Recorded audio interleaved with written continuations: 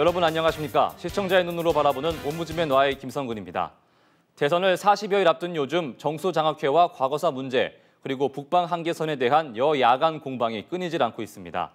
여기에 무소속 안철수 후보의 논문에 대한 예비조사가 시작되면서 상대 후보에 대한 공세는 더욱 가열되고 있습니다. 상황이 이렇다 보니 각 후보가 내세운 정책 검증보다는 상대방의 과거사를 들추는 네거티브 선거 운동이 주를 이루고 있는데요.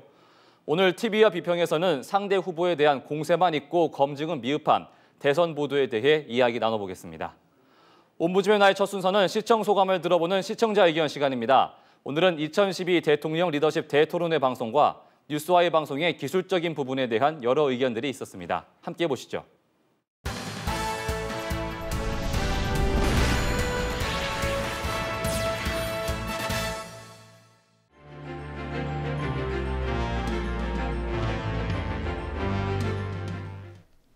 먼저 지난달 30일에 뉴스와이가 단독으로 생중계한 2012 대통령 리더십 대토론회에 대한 시청자 의견입니다. 이날 방송에서는 18대 대통령 선거를 앞두고 각 캠프의 핵심 인사와 여야 국회의원, 각계 전문가가 박근혜, 문재인, 안철수 후보 3인의 리더십을 조명하는 대토론회 시간을 가졌습니다. 익명의 한 50대 시청자께서는 안보 문제를 포함해서 정책 관련 내용을 듣고 싶어서 방송을 시청했는데 야권 단일화를 거론하는 등 전체적인 토론회 내용이 기대에 미치지 못했다는 의견 보내주셨습니다. 또 이날 토론회 질문 순서가 형평성에 어긋나 보인다는 시청자 의견도 있었습니다. 익명의 한 40대 시청자께서는 진행자의 질문 순서가 새누리당과 민주당으로만 이어져서 무소속 안철수 후보 캠프 측은 마치 자투리 시간에 질문을 받는 느낌이 들었다고 전해왔습니다. 다음은 대선 후보의 뉴스 보도량에 대한 시청자 의견입니다. 지난 1일 난 12시 뉴스를 본 익명의 40대 시청자께서는 박근혜 후보의 보도량이 문재인, 안철수 후보에 비해서 많다고 지적해 주셨습니다. 앞으로 대선 후보의 뉴스를 보도할 때는 세 후보 모두가 공정한 시간 배분이 이루어졌으면 좋겠다는 의견 함께 주셨습니다. 다음은 뉴스와의 방송 기술적인 부분에 대한 시청자 의견입니다. 지난달 29일 방송에서는 새누리당 황우여 대표가 스튜디오에 직접 출연해서 이야기를 나눴었는데요.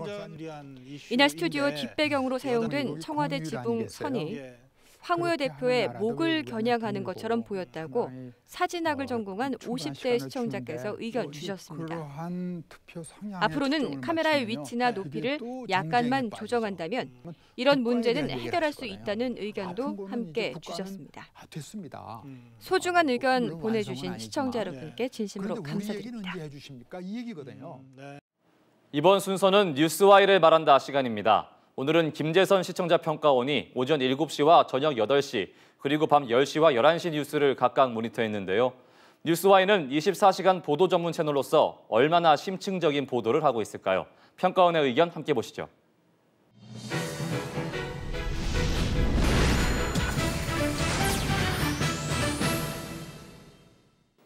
오늘은 지난 한 주간 방송되었던 오전 7시와 밤 8시 뉴스, 그리고 밤 10시와 11시 뉴스와 관련된 모니터 내용을 말씀드리겠습니다. 지상파 방송과 달리 뉴스와이는 24시간 뉴스를 전달하는 보도 전문 채널입니다. 따라서 일정한 시간 간격을 두고 같은 뉴스가 반복적으로 방송됩니다. 그러다 보니 시청자 입장에서는 좀 전에 접했던 뉴스가 동일한 내용으로 반복되는 것에 식상함을 느끼게 될 수도 있습니다. 물론 이러한 문제점을 뉴스 제작자들도 잘 알고 있을 것이며 새로운 뉴스를 어느 방송사보다도 신속히 취재하여 보도함으로써 시청자들의 궁금증을 해소하려는 노력을 기울이고 있을 것입니다. 그러나 보도 전문 채널의 위상은 신속한 뉴스의 전달뿐만 아니라 심층적인 정보를 제공하는 것과도 밀접하게 관련되어 있습니다. 이러한 점에 의거해 다음에 몇 가지 사안들을 말씀드리고자 합니다. 먼저 지난달 29일 저녁 8시 뉴스에서는 대선 후보인 박근혜, 문재인, 안철수 등의 선거 유세와 이들의 공식적인 행보에 관련된 내용이 보도되었습니다. 정치적으로 민감한 사안인 대선 후보 관련 뉴스를 전달하는 데 있어서 객관적인 정보를 제공하는 것은 뉴스 본연의 기본적인 임무로서 마땅하다 할 수 있습니다. 그런데 이제 대선이 2달도 채 남지 않은 상황에서는 이들 후보의 행보만을 피상적으로 다루기보다 좀 더 심층적이고도 구체적인 공약 및 실천 방안들에 대한 취재가 곁들여져야 할 것으로 보입니다. 예컨대 이들의 정치, 안보에 대한 인식과 경제관념, 그리고 교육과 민생 관련 사안 등 시청자들이 공감하고 관심을 가질 수 있는 부분까지도 자세하게 알 수 있는 뉴스 제작이 아쉽다고 할 수 있습니다. 최근 각 방송사에서는 대선 관련 정보가 점점 중요한 뉴스거리가 되고 있는 시점입니다. 따라서 국민들이 합리적이고 이성적인 판단을 할 수 있도록 대통령 후보자들이 내세우고 있는 정책에 대한 상세하면서도 심층적인 정보 제공의 역할을 충실히 수행하는 것이 그 어느 때보다도 중요할 것입니다. 그러나 뉴스와이를 비롯한 여러 주요 언론사들의 대선 관련 보도 내용을 보면 여전히 실망스러운 측면들이 없지 않습니다. 최근의 대선 관련 보도는 크게 3가지로 구분될 수 있습니다. 첫째 유형은 각 대선 후보자 동정에 관한 보도이며, 둘째는 각 대선 후보자 캠프 간의 다툼이나 네거티브 선전 내용을 여과 없이 전달하는 공방보도, 그리고 마지막 3번째는 후보자 캠프에서 제시한 정책을 평가나 검증 없이 그대로 전달하는 정책 홍보 보도입니다. 예를 들어 지난달 30일 밤 8시 뉴스에서는 이 3가지 대선 관련 보도 유형들을 모두 확인할 수 있었습니다. 이날 뉴스에서는 야권 후보 단일화를 위해 문재인 후보 측이 안철수 후보 측을 재촉하는 내용의 성명을 발표한 것과 관련해 두 후보 진영 간의 비타협적 입장과 새누리당의 야권 후보 단일화에 대한 비판적 입장을 갈등 프레임으로 구성해 보도했습니다. 그리고 이어지는 뉴스를 통해서는 여느 때와 마찬가지로 각 후보자들의 동정이 보도되었습니다. 물론 각 후보 관련 뉴스의 길이 및 영상으로 보이는 후보자들의 이미지를 편향됨 없이 적절히 처리했다는 점에서 외적 공정성 부분에 대한 긍정적인 평가를 내릴 수는 있습니다. 하지만 내용적인 측면에서는 각 후보자의 선거 유세 및 공식적인 행보 등 구체적인 사실만을 나열시키고 전달하는 데 그치고 말았다는 점에서 여전히 아쉬움을 남겼습니다. 이와 유사한 문제점은 지난달 31일 오전 7시 뉴스에서 다룬 여야 대선 후보 캠프의 NLL과 정수장학회 공방전에 대한 보도에서도 드러났습니다. 해당 뉴스에서는 각 후보 진영의 입장을 기술하고 있지만 정작 시청자들이 볼 때 왜 현 시점에서 여야 간 NLL 문제를 두고 서로 공방하는지 명확히 이해할 만한 핵심 쟁점이 제시되지 않았습니다. 한편 NLL 및 정수장학회 문제에 대한 안철수 캠프의 입장은 취재 기자의 멘트로 처리되었으며 새누리당이나 통합민주당 관계자들에게 부여한 만큼의 발언 시간과 영상을 제공하지 않은 점은 자칫 보도의 정치적 균형 측면이나 공정성 시비와 연관될 우려도 있어 보였습니다. 이러한 점을 종합하여 이제부터는 고착화된 형태의 비상적인 보도보다는 좀 더 심층적이고 구체적인 정책 및 공약의 실현 가능성에 대한 정보를 전달하는 데 신경을 써야 할 것이며, 그러한 식의 보도 형태야말로 뉴스 전문 채널의 위상을 다지는 데 꼭 필요할 것입니다. 다음은 밤 8시 뉴스 한 코너로 자리한 컬처 Y와 관련한 모니터 내용을 이야기하겠습니다. 컬처 Y는 문학의 각종 소식을 시청자들에게 소개하는 코너라고 할 수 있습니다. 그런데 이 코너가 내걸고 있는 이름과 달리 컬처 Y에서는 문화 관련 뉴스보다는 영화의 박스오피스 순위, 가수들의 해외 공연, 그리고 영화 크랭크인이나 드라마 출연을 앞두고 있는 연예인 인터뷰 등 각종 연예계 소식의 비중이 결코 적지 않습니다. 이와 더불어 공연 및 관람의 소식 등도 복합적으로 다루어지고 있습니다. 즉, 코너의 정체성이 매우 모호하며 전체적인 구성이 일관되지 않고 오히려 다소 산만하다는 점을 지적하고자 합니다. 예컨대 지난달 29일 밤 8시에 방송된 컬처와이에서는 주로 영화계 소식과 아이돌 가수 및 연예인들의 신변 잡기를 다룬 내용들로 뉴스가 구성되어 있었습니다. 이러한 소식들은 굳이 컬처와이가 아니어도 포털 사이트와 연예 정보지 등을 통해 얼마든지 접할 수 있는 내용입니다. 정작 문학의 동정이나 각계의 문학의 인물 혹은 공연과 전시회 등 문화 뉴스에서 기본적으로 기대할 수 있는 보도 내용이 많지 않았다는 점이 매우 아쉬웠습니다. 시청자의 흥미를 모으기 위해서 연예계 소식을 보도할 수는 있지만 저녁 종합 뉴스에서는 시청자들이 흔히 접하기 어려운 다양한 문화, 예술 관련 뉴스에 좀 더 많은 시간을 할애하고 그러한 방향에서 향후 컬처와이의 정체성을 확립해가는 것이 더 바람직하지 않을까 생각합니다. 이어 지난달 30일 밤 8시 뉴스에서 소개된 컬처와이에서는 비틀즈에 관한 보도를 비교적 심층적으로 다루었습니다. 전 세계인의 사랑을 받은 영국의 그룹 비틀즈 관련 보도는 시청자들의 관심과 흥미를 불러일으킬 수 있는 소재였다고 생각합니다.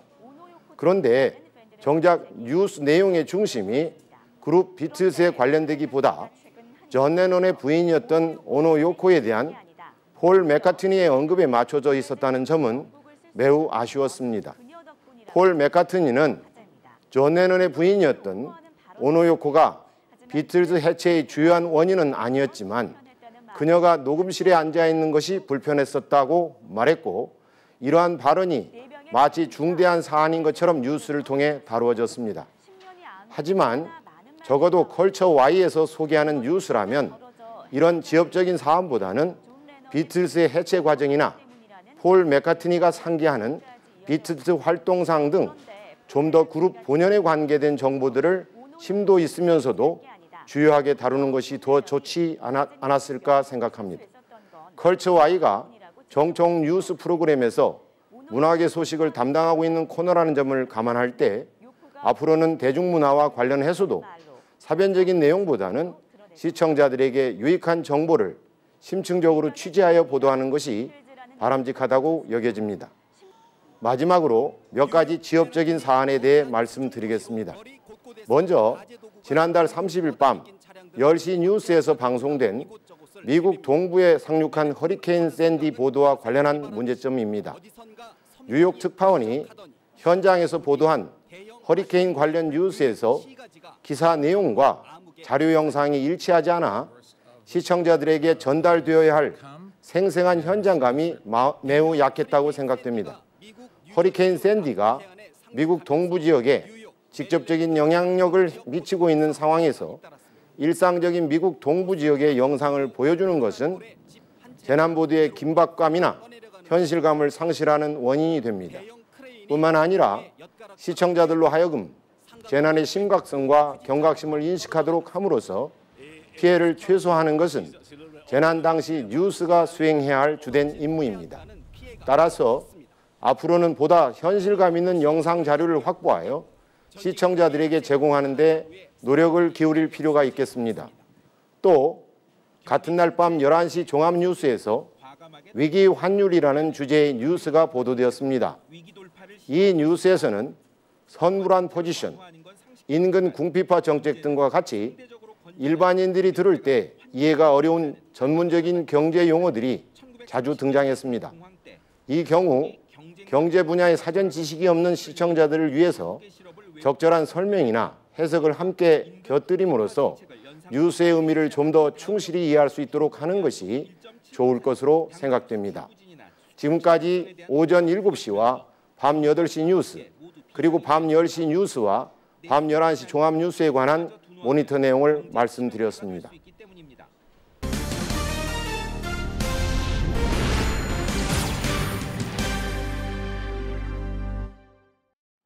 언론은 정치 권력을 비판하는 권력이라고 합니다. 하지만 요즘 주요 언론 매체의 대선 보도 행태는 그것과는 다소 거리가 멀어 보입니다.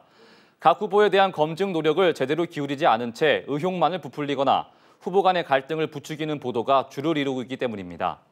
오늘 TV와 비평에서는 공세만 있고 검증은 미흡한 국내 대선 보도엔 어떤 문제점들이 있는지 자세한 이야기 나눠보도록 하겠습니다. 이 자리에 단국대학교 저널리즘 전공 김춘옥 교수 함께했습니다. 교수님 안녕하십니까? 네, 안녕하세요. 이제 대선이 40일 정도 남았는데 그동안 이 언론들이 후보에 대한 검증을 제대로 해왔다고 보십니까? 예, 결론을 말씀드리기 전에 선거 보도에 대해서 원론적인 차원에서 말씀을 드리겠습니다. 네. 선거 보도의 목표는 유권자들에게 올바른 정보를 제공하는 데 있습니다. 그 목적은 유권자들이 올바른 선택을 할 수 있도록 하기 위해서겠죠. 네. 그 과정에서 공정성이라든가 또는 그 균형성 이런 것들이 이제 따라야 되겠죠. 그런데 우리나라에서 지금 민주화가 된 지 30년이 돼 가고 있습니다. 그럼에도 불구하고 선거 때마다 언론이 후보자들의 검증을 소홀히 한다 이런 그 비판을 받고 있는데요. 네.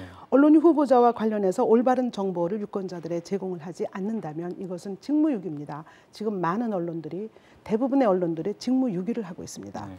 그렇다면 이렇게 대선 후보에 대한 검증 보도가 제대로 이루어지지 않는 이유는 뭐라고 보십니까? 네, 먼저 그 며칠 전에 선거관리위원회에서조차 그 새 후보자들의 주요 새 후보자들 또 네. 모든 후보자들의 공약이 너무 추상적이다 이런 평가를 했습니다. 네.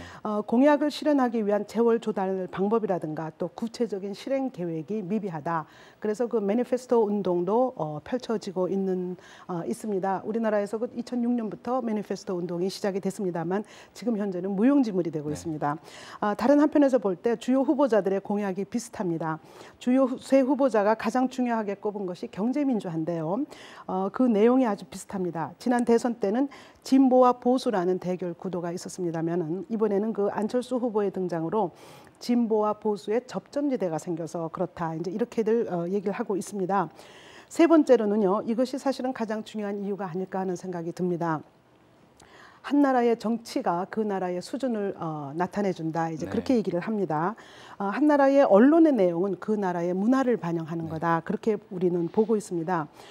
공약을 따지고 검증을 하고 또 이런 것들을 아무리 옳은 것을 찾아내기 위해서라 하더라도 우리나라 사람들이 별로 좋아하지 않는 경향이 있다는 것은 뭐 많은 논문에서 제가 봤습니다. 더 중요한 문제는요. 검증을 한다면 긍정적인 결과뿐만 아니라 부정적인 결과도 나올 텐데 만약에 어떤 언론사가 특정 후보자를 검증을 해서 또 그 후보자의 정책을 검증을 해서 부정적으로 보도를 했다고 한다면 그 후보자 당사자는 물론이고요. 소속 정당이라든가 또는 이념을 함께하는 그 지지자들로부터 호된 비판을 받게 됩니다. 네. 그러면서 이제 공정성 시비를 받게 되는 거죠. 신문이라면 불매 운동이 벌어질 수도 있는데 언론사도 기업이기 때문에 불매 운동이 벌어져서 재정적인 타격을 받게 된다면 이 기업은 운영하기가 힘듭니다. 또 다른 측면에서는요. 대통령이 될지도 모르는 사람과 각을 세운다는 것이 우리나라 정서에 좀 맞지 않는다. 네. 이런 그 요소도 좀 작용하지 않을까. 제가 지금 이 말씀을 드리면서도 굉장히 조심스럽습니다. 하지만 결론적으로 제가 다음에 두 가지를 말씀을 드리겠습니다만 저의 그 결론이 틀리기를 바라면서 말씀을 드리겠습니다. 네. 언론사들이 검증할 능력이 없는 것이 아닌가 아니면 철저한 검증을 해서 부정적인 결과가 나왔을 때 후보자나 정당이나 지지자들로부터 호된 비판을 받을까가 두려워서 또는 이 후보자 중에 한 사람이 부정적인 보도를 했던 그 당사자 중에 한 사람이 대통령이 당선이 됐을 때 혹시 불이익을 당하지 않을까 하는 우려 때문이 아닐까 저의 이 결론이 틀리기를 바라겠습니다. 네, 그렇다면 이번 대선에서 후보자의 검증이 제대로 이루어지지 않고 있는 반면에 뚜렷하게 나타나는 보도 행태엔 어떤 것들이 있을까요? 네, 그 검증 대신에 의혹 부풀리기에 상당히 치중한 듯 해 보입니다. 많은 사람들이 도대체 어느 것이 진실이야? 네. 도대체 다들 모릅니다. 네. 지금 현재 과거 총선에서 있었던 한 예를 제가 들어보겠습니다. 2명의 후보자가 경쟁을 했는데요. 한 후보자 측에서 기자회견을 했습니다. 네. 상대 후보에게 숨겨놓은 아들이 있다 그런 내용이었었는데요. 이거는 그 실제 얘기였습니다. 네.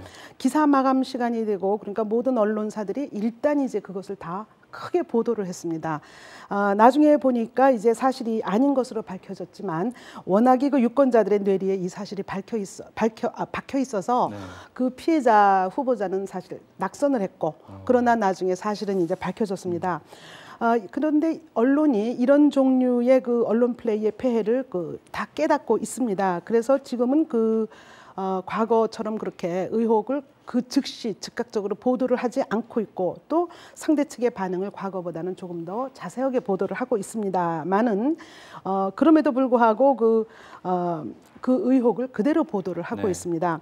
현재 그 대선 후보자들이 공방을 펼치고 있는 몇 가지 사안들, 예를 들어서 여자 문제, 논문 문제, 정수장학회 문제, NLL 문제, 또 여성 대통령이라는 이런 표현 문제, 이런 것은 언론이 충분히 검증할 수 있다고 저는 보고 있습니다. 언론은 대신요 어떤 보도를 하고 있냐면은 일화적인 사건이라든가 특정 사안과 연관된 갈등이라든가 뭐 경마식 대결 구도 이런 네. 것들을 위주로 보도를 하고 있는데 어느 언론사가 올바른 보도를 하고 있는지 유권자들은 모릅니다. 그래서 그렇죠. 마치 과거 군사 독재 정권 시절에 독자들은 유권자들은 국민들은 신문의 행간에서 현실을 유추했다 이렇게 얘기를 하고 있는데 네. 지금 저희들이 신문을 보고 방송을 봐도 어느 후보자의 어떤 말이 진짜고 인지를 잘 모르기 때문에 마치 군사 독재 정권 시절에 우리가 행간에서 현실을 유추하던 때와 비슷한 상황이 아닌가 제가 그렇게까지도 말씀을 드리고 싶습니다. 네. 그리고 이번 대선 보도를 평가를 하면서 정책 자체를 정책으로 보지 않고 이게 진영 논리로 풀어나가는 거 아니냐 이런 지적도 있는데요. 어떻게 생각하십니까? 네, 현재 우리나라 대부분의 언론사는요 나름대로 분명한 이념을 갖고 있습니다. 네. 신문의 경우에는 그 색깔이 대부분 다 분명하고 또 방송의 경우는 좀 나은 것 같지만 공영방송을 제외하고는 방송사 역시 이념적인 색채를 보도에 묻어내는 경우가 상당히 많이 있습니다. 네. 따라서 아무리 좋은 정책이라도 이 언론사들의 이념과 일치하거나 일치하지 않는 것에 따라서 받아들이거나 받아들이지 않는 경향이 있습니다. 네. 좀 심한 단어를 쓴다면 언론도 일종의 패거리 문화를 형성하는 것이 아닌가 그런 우려를 하고 있습니다. 이런 현상 때문에 피해보는 것은 시청자고 또 독자, 유권자 나아가서는 국민과 국가 전체라고밖에는 볼 수가 없습니다. 네, 지금 계속해서 후보자에 대한 검증이 제대로 이루어지지 않고 있다 이런 얘기를 하고 있는데 계속 이런 식으로 보도가 나간다면 대통령 선거에는 어떤 영향을 미치게 될까요? 네, 앞에서도 말씀드렸지만 선거 관련 보도에서 검증 보도는 언론의 의무입니다. 언론은 각 후보자들이 내세운 정책을 샅샅이 검증할 능력이 있다고 저는 생각을 합니다. 네. 그런데 실제로 그 선거 보도를 할 때 언론이 가장 선호하는 것이 가십 보도 또는 스케치 보도입니다. 가십과 스케치라는 말은 이것은 그 사안의 본질을 이야기하는 것이 아니고 이미지만을 전달을 해주는 겁니다. 정책 분석과 같은 보도는 특히 방송에서는 여러 가지 이유로 그러니까 시청자들이 별로 좋아하지 않는다 또는 텔레비전은 이러한 정책 등과 같은 추상적인 주제는 너무 어렵고 딱딱해서 어울리지 않는다. 이제 이런 이유로 해서 꺼리는데 연예인은 이미지를 먹고 산다 그렇게 네. 얘기합니다. 근데 우리가 어떤 연예인을 좋아한다 할 때는 그 연예인의 본질을 좋아하는 것이 아니라 그 연예인이 우리에게 주는 이미지를 좋아하는 겁니다. 그런데 우리가 정치는 우리 생활 모든 분야에 스며드는 건데 네. 이렇게 영향이 큰 정치인, 특히 대통령을 뽑는 선거에서 우리가 그 본질을 외면한 채 이미지를 갖고 투표를 할 수는 없습니다. 또다시 실패한 대통령을 뽑을까 상당히 우려가 됩니다. 네, 앞서 언론사도 이념이 있기 때문에 완전히 중립적인 보도는 할 수는 없다 이렇게 말씀을 하셨는데요. 그럼에도 불구하고 어떤 상황에서만큼은 편파적인 보도를 하면 안 될까요?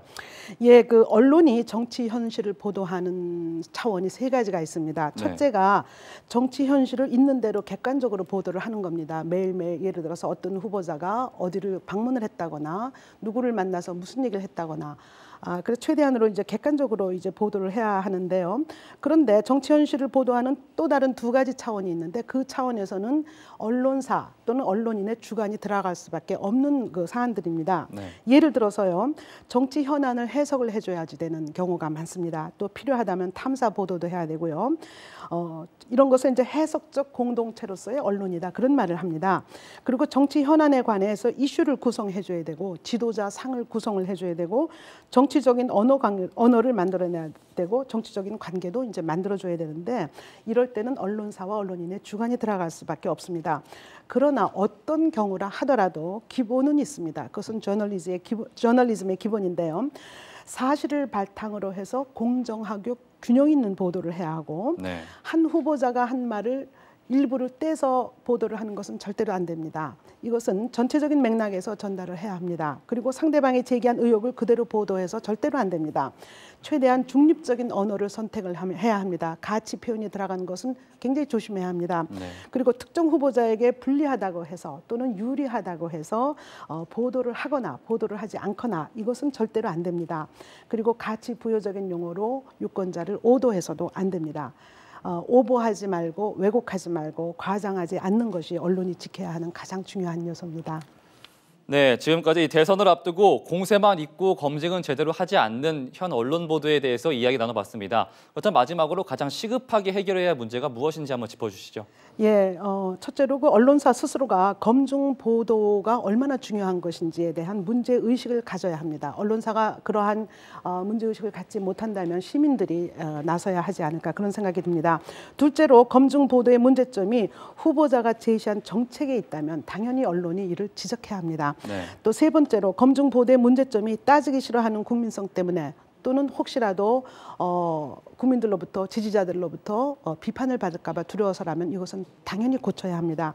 네 번째로 만에 하나 선거 검증 보도를 할 만한 능력이 안 되는 언론사라면 스스로 문을 닫아야 한다고 저는 강력하게 말씀드리고 싶습니다. 네. 다섯째는 만에 하나 후환이 두려워서 검증 보도를 외면한다면 역시 언론인으로서의 자격이 없습니다.